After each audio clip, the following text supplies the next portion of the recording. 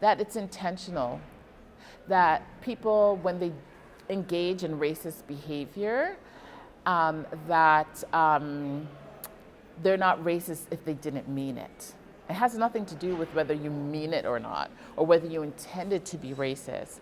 It's what is the impact of your actions. Even when we're talking about human rights, it's not the intent, it's the impact, right? So when you engage in behavior that's racist and that is named and you're called on it, don't go to, well, I didn't mean it. Nobody cares whether you meant it or not. What you need to go to is, I'm sorry I hurt you.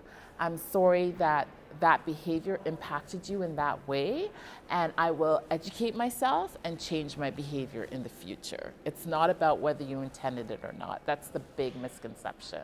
Yeah, you're right. The other thing I want to speak to around that is that often when people are called out on their racism, even in a personal interaction, then they turn themselves into the victim.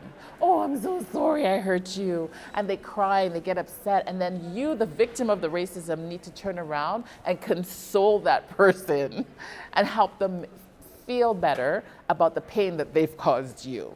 So I think that's another thing that people who engage in racist behavior need to understand. Own it, and if you feel bad about it, go and deal with your pain on your own.